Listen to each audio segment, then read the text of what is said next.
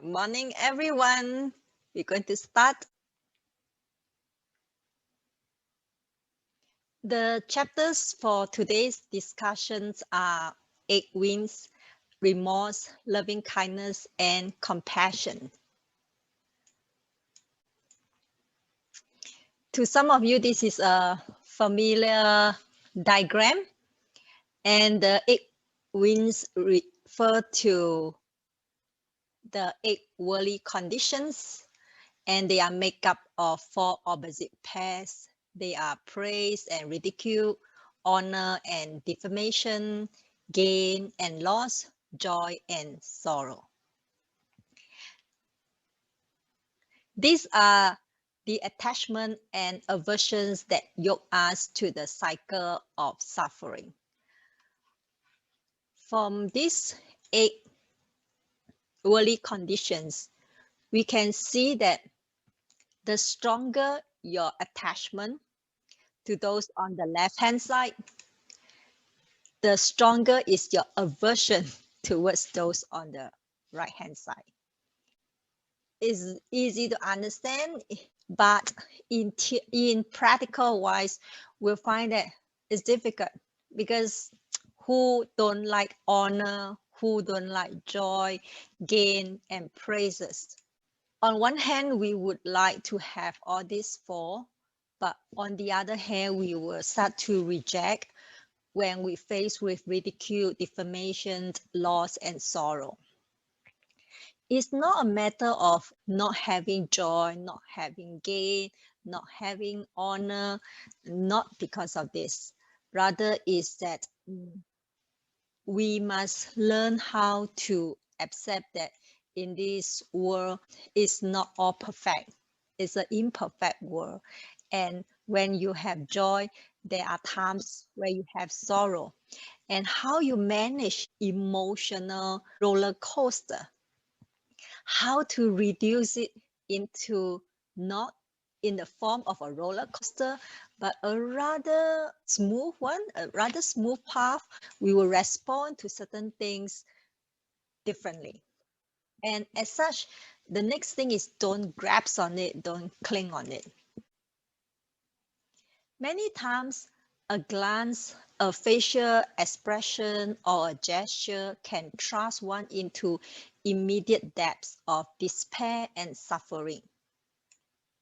Dispute over physical space or personal interest can often tear through one's heart like a typhoon or shake one's spirit like an earthquake. Similarly, investors can be caught in a frenzy with every rise and fall of the stock market. People suffer from every promotion or demotion at work. There are also gusts of speech, turbulences of gossip, and winds of change, all of which blow afflictions into one's mind.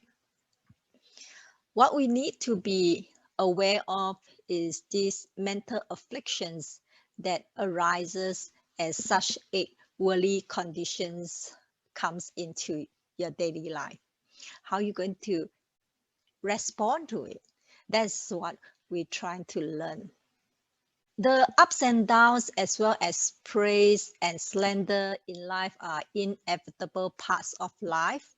As such, Venerable Master Xing Yun, he proposed half and half as a philosophy of life. As the day is filled with light, night is filled with darkness, spring is warm with blowing flowers, and wind is harsh with extreme coldness. These are the things that we see in our daily life. You have darkness, you have bright sunlight, just like over here, you have winter, and then over in Singapore, you have summer, except that they have summer for 4 seasons. It's not so easy to feel that kind of impermanence in Singapore in terms of weather. However, they can see a lot of impermanence in terms of construction, buildings, infrastructure, the changes is really fast and tremendous. If you are not there for half a year, you will lose your way. Everything changes, and they are good and bad. Usually we are more ready to accept the good, and we tend to reject when bad things happen. The reason is we can't see the logic behind that. It's the working of this thing called impermanence. Impermanence is not against us, it's just a factual things that let us know that things will never be always the same in this kind of conditions every now and then. And we just need a lot of reminders and learn to accept this kind of changes if they ever arise. Let's see how these eminent monks respond to this kind of issues. There was once this Master Hanshan. He asked Master Shide, how should I deal with someone who slander me, bully me, insult me, ridicule me, disparages me, belittles me, offend me, or deceive me? This is a very real life incident. I believe you experience one of these or most of these. And let's see how this Master Sida replied to his question. Just tolerate him, be patient with him, let him be, avoid him, respect him, ignore him, and wait for a few years to see what becomes of him. These things require a lot of constant practice, because if our mind always hang on to the usual or the old way of responding to all these matters, then when such things like slander, bullies, insults happen to us, we always will respond with anger or sadness or disappointment. But if we see it in terms of this half and half concept by Venerable Master Xing Yin, you learn to be patient, because you also need to see the other party and wait for the other party to grow and improve. And even if the other party don't grow and improve, at least you will see yourself growing and improving. Because hatred cannot be resolved by hatred. If we don't learn to forgive the person, we won't get liberation. And recently I was talking to a devotees with regards to some interpersonal conflicts, and she has been harboring this kind of hatred in her mind for about half a year. What I think you should try at least is to learn to forgive the person. It's only through forgiving the person you can get yourself liberated. We put all the blame to other party for the mental afflictions that we are suffering. In this case is half a year of mental afflictions. If we really sit down and calm ourselves, yes, the other party had harmed us half a year ago, but that was gone. What makes this hatred continue is ourselves, because we cannot accept things like ridicule, defamation, loss, and sorrow. We have this strong aversion within us. And as such, we keep on thinking about this incident. We are replaying this incident day after day, hours after hours, minutes after minutes, second after seconds. We never want to self-liberate. In fact, we take a rope to tie ourselves. Yes, it sounds ridiculous. Are you talking nonsense? You see, I'm taking a rope to tie myself. He or she is the one who harmed me. Yes, that was the first arrow when people harm you.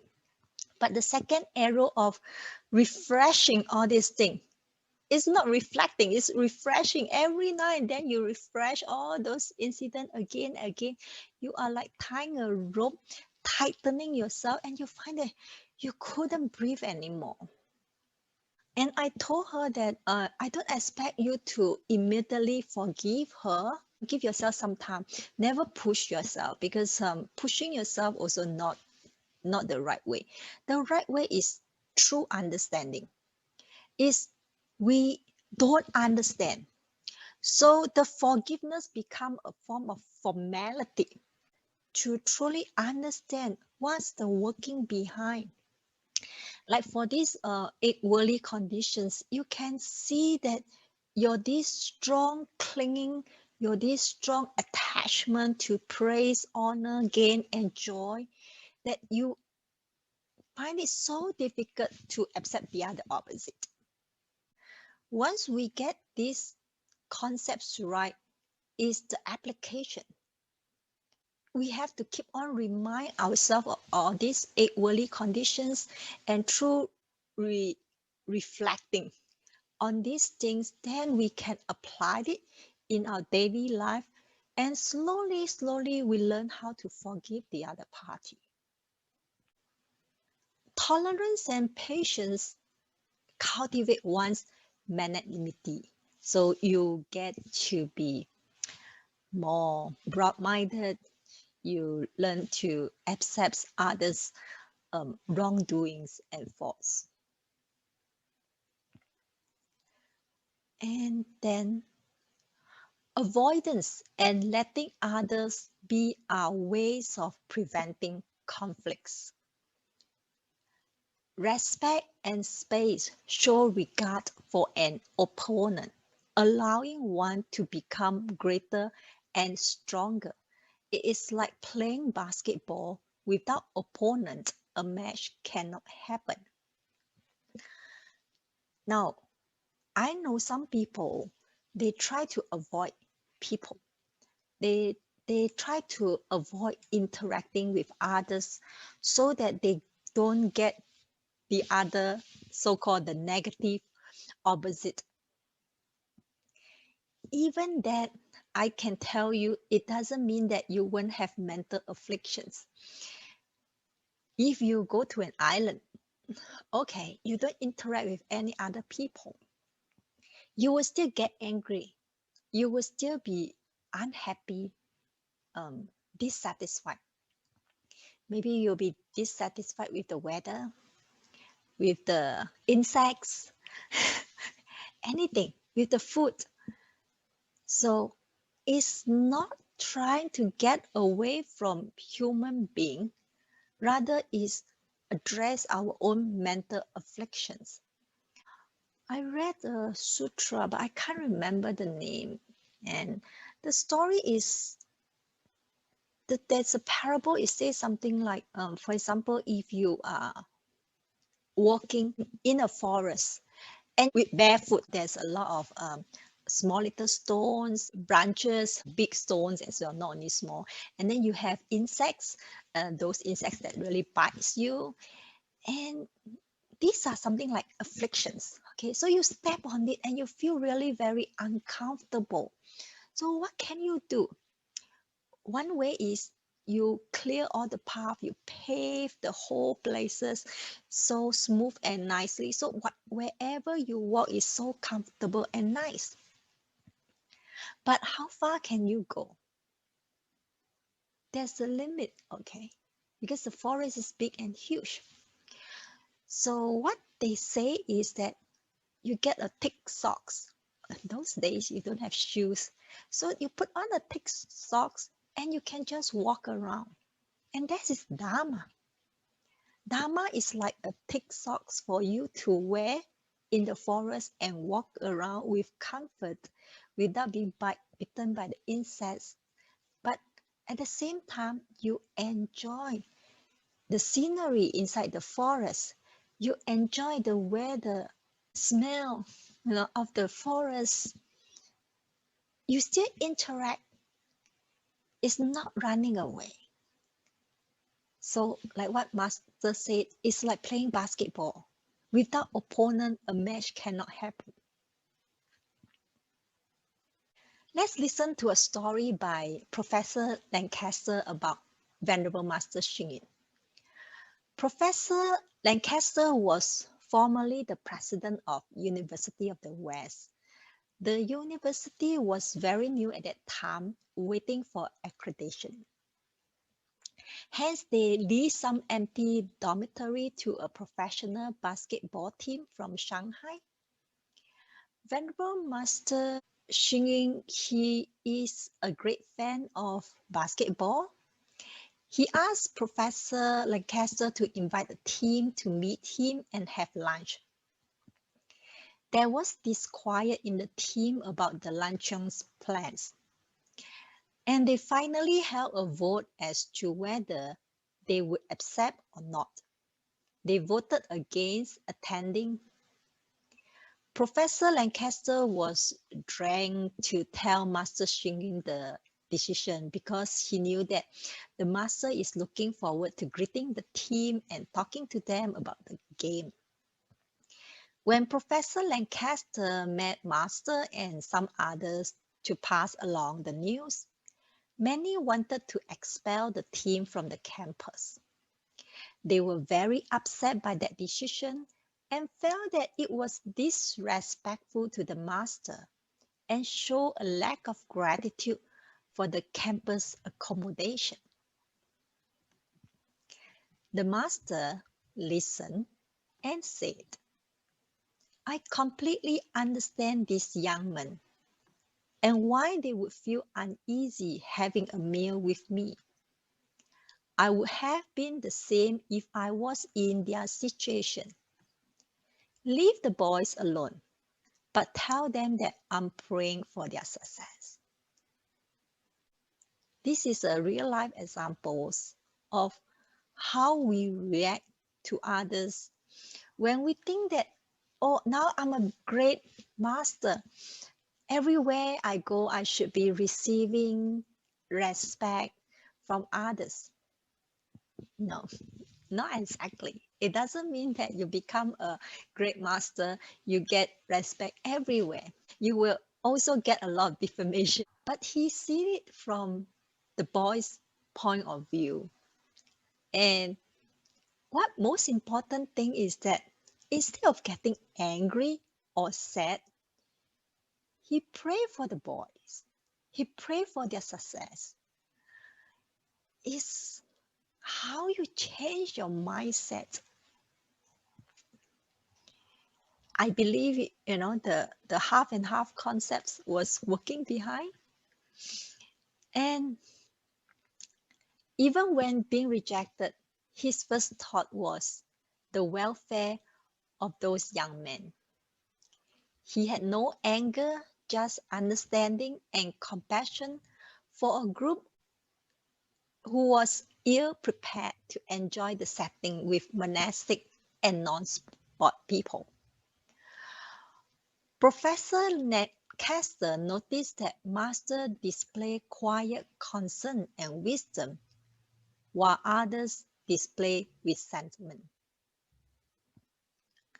Life is filled with trials of honors, disgrace, gains, and losses. In complacency, one feels a sense of pride, but in disappointment, one should not brood over gains and loss or live in self-denial. Impermanence means that honors, disgrace, gains, and losses are all fleeting. If one is attached towards them, one will be shackled by them like a prisoner.